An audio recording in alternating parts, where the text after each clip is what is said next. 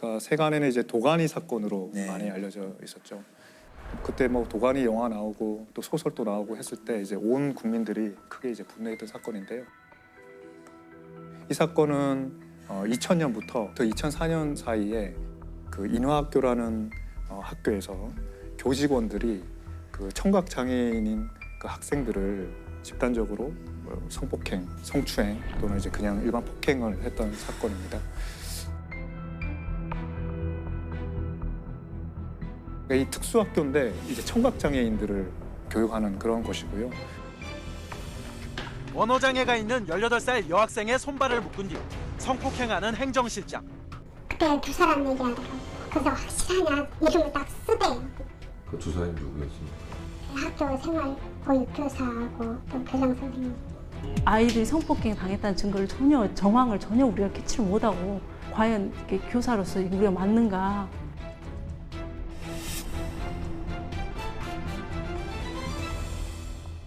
어릴 때부터 청각 장애를 가지고 있으면 또 아무래도 이제 말도 잘 하기 좀 불편하고 그러다 보면 이제 지능 장애가 있는 경우도 좀 있습니다. 그래서 그런 아이들을 이제 그 교장, 뭐 행정실장, 교직원 이런 사람들이 성폭행이나 성추행을 했던 사건이고요.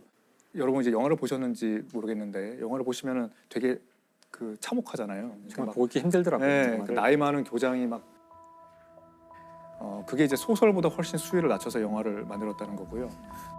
저는 이제 이번에 판결문을 다 봤는데 소설보다 훨씬 더 소설보다 더 힘들고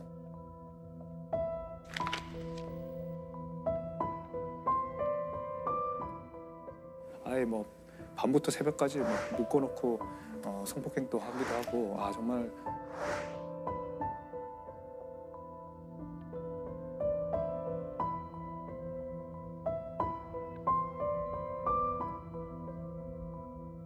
정말 참 충격적인 그런 사건입니다.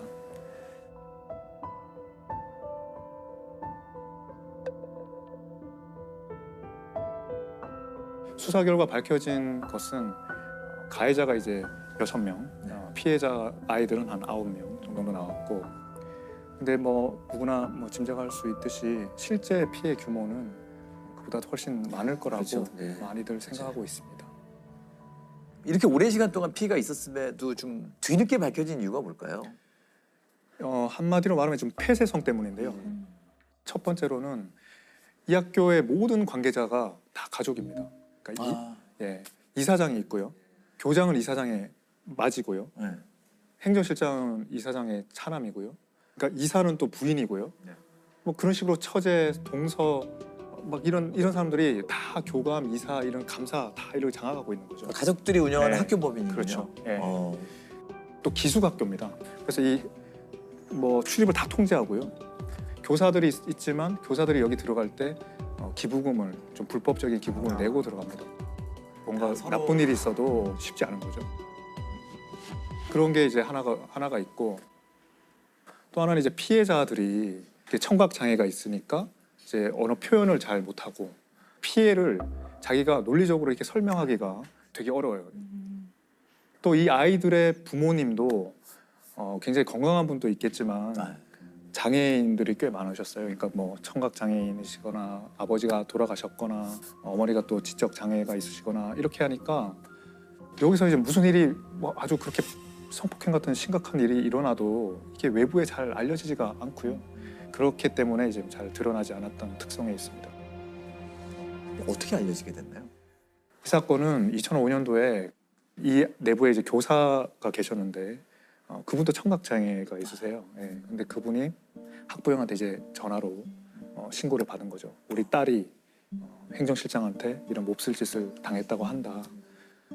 그 선생님도 이제 여러 가지 문제로 그 재단에 밑보이면 안 되는 입장이잖아요. 근데 이거는 그냥 물에 빠진 아이를 보고 구해줄 수밖에 없는 그런 상황에 자기가 마주하게 됐다는 거죠. 굉장히. 여자 소방에서 몹쓸 했다고 피해 학생이 저한테 말했는데, 농학생들이 겪은 고통 피해는 제가 바로 겪는 고통과 같다고 생각하고 있기 때문에 결코 그대로 침묵할 수 없었습니다. 어떤 식으로든 피해 학생들을 구제하겠다는 생각 그 이연뿐이었습니다.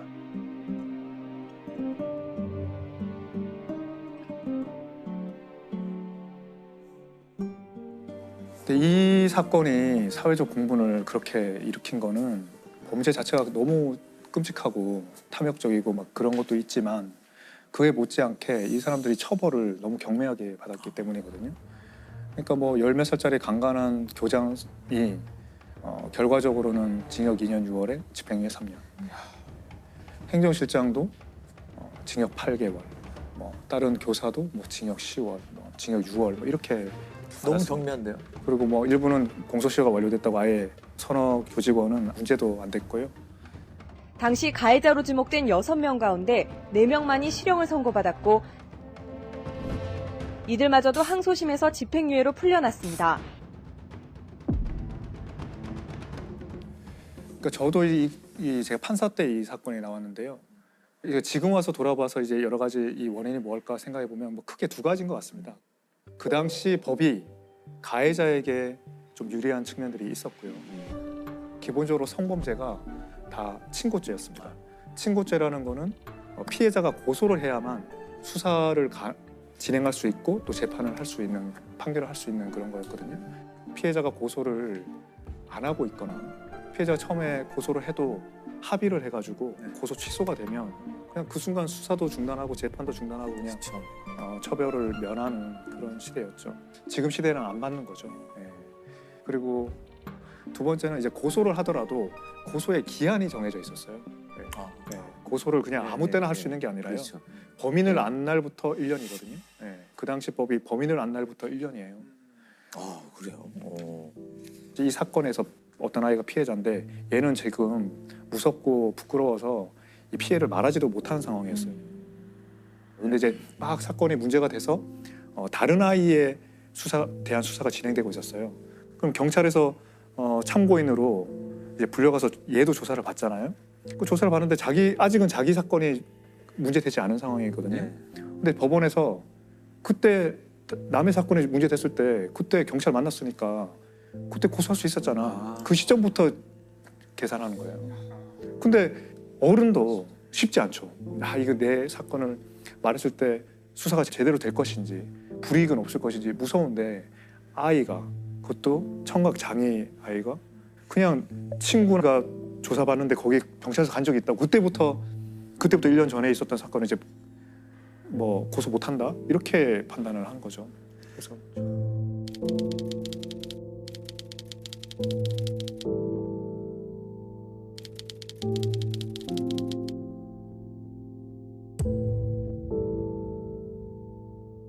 또 하나 이제 그 판사들이 이제 판단한 것 중에 또 하나는 이제 이런 고소기간 친고죄가 아닌 범죄로 검찰에 이제 그때 기소를 해보려고 그랬어요. 네. 그러니까 장애인에 대한 중간간죄로 기소를 했습니다. 이 범죄자들을. 그러니까 고소기간이 많이 지나도 할 수 있잖아요. 근데 중간간죄가 뭐냐면 원래 강간죄는 폭행 협박으로 피해자를 이제 제압하고 간음을 하는 거거든요. 근데 중간간죄는 어떤 다른 사유로 이미 제압 당해 있는 거예요, 피해자가. 뭐 약에 취해 있거나 뭐 교통사고 당했거나 그런 상황에 있는 피해자를 거의 한거불능에 있는 피해자를 간음한 거죠. 이제 그런 걸로 이제 기소를 했는데 근데 이 아이가 어떤 상황이었냐면 가해자의 방에 들어가서 거의 이제 그 육체적으로 뭐 짓눌려 있는 상태인데 그때 수화로 나는 이게 싫다라고 표현을 했고 그리고 옷을 벗겼는데 자기가 좀 끌어올렸다. 그러면 한 거를 한 거 아니냐? 한 거가 아예 불가능하지는 않았지 않냐? 그래서 이제 한 거 불능이 아니라고 해서 중간간죄가 아니라고 그때 판결을 했거든요. 이게 뭐죠? 좀 말이 안 되는 것 같아요. 예, 맞습니다. 네.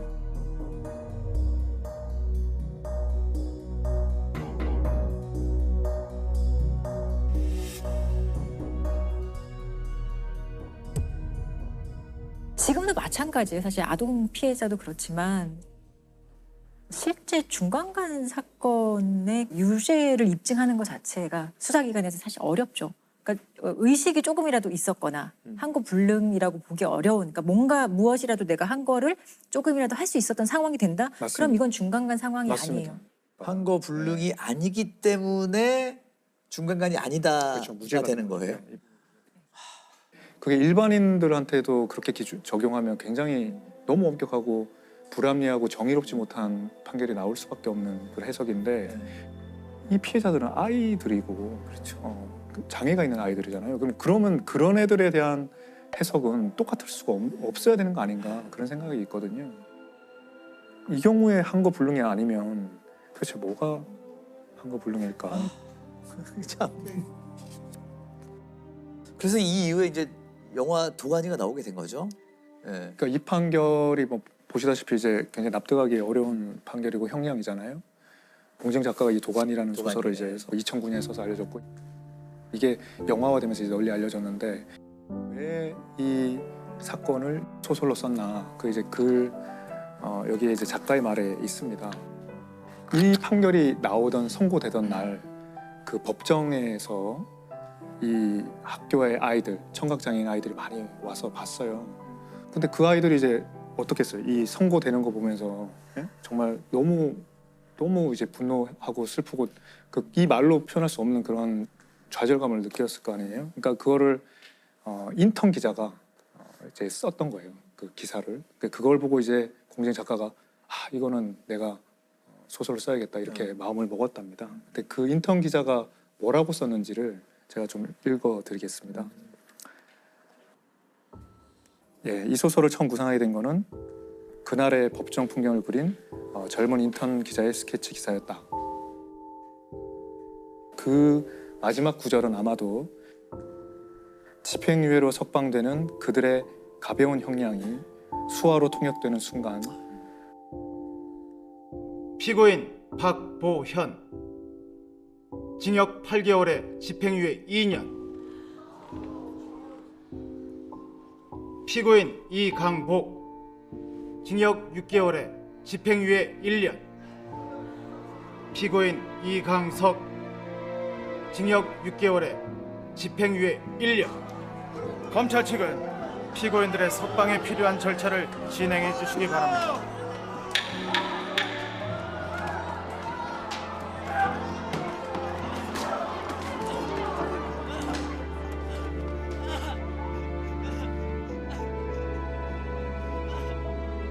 법정은 청각장애인들이 내는 알 수 없는 울부짖음으로 가득 찼다.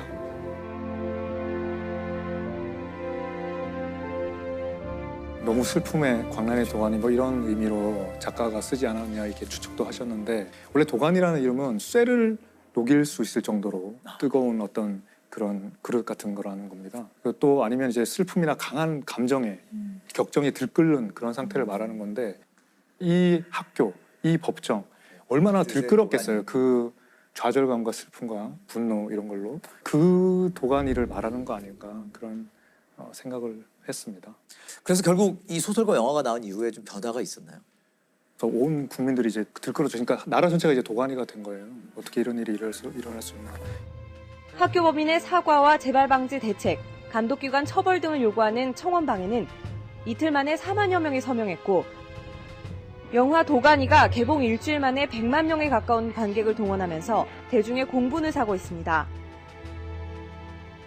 그러면서 이제 완전히 다른 국면이 이제 펼쳐지게 됩니다.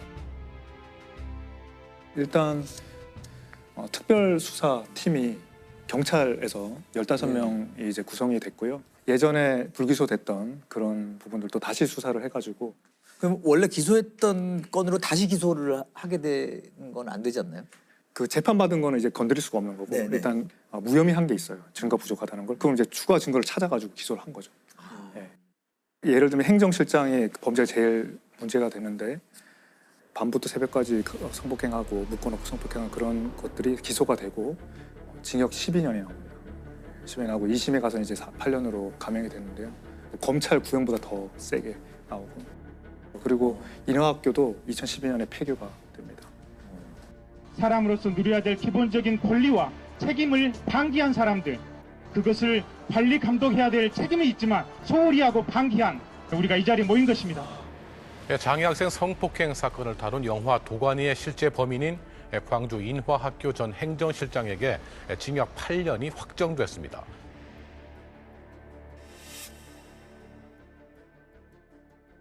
어떻게 보면 소설과 영화와 그리고 국민들이 좀 뭔가 판결을 바꿔놓은 느낌이 그렇습니다. 분명히 있네요. 국민들의 힘으로 바꾼 거고요. 아주 근본적으로 이제 법이 많이 개정됐죠. 하나는 성폭력에 관한 처벌법이 많이 개정됐습니다. 성폭력 범죄의 처벌 등에 관한 특례법, 일명 도가니법이 2011년에 만들어지고요. 장애인이나 13세 미만 이런 아이들을 이제 그 성폭행했을 때는 친고죄를 다 폐지합니다. 고소 없이도 처벌할 수 있고, 그 중간간죄에서 한거 불능의 요건이 없어집니다. 그래서 위력에 의한 간음 이런 것도 넣어가지고. 국회는 오늘 본회의를 열어서 도가니법으로 알려진 이 성폭력 범죄 처벌에 관한 특례법 개정안을 처리합니다.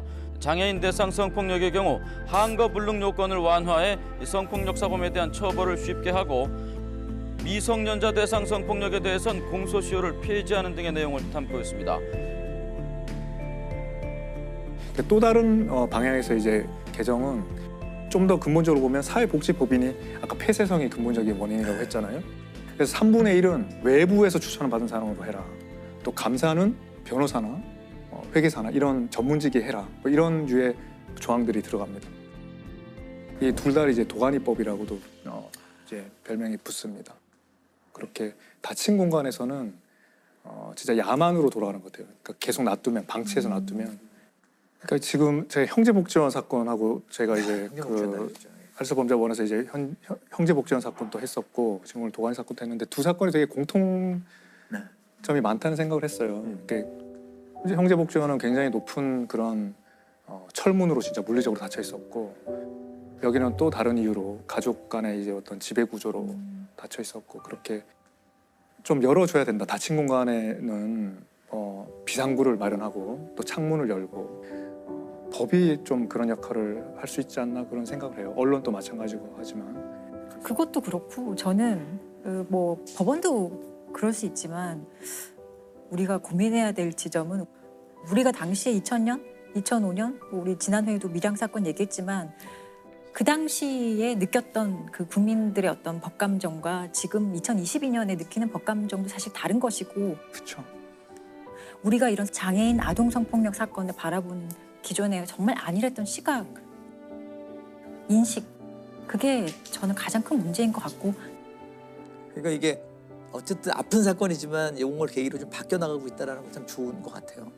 여전히 안 좋은 일들은 계속 벌어지고 있지만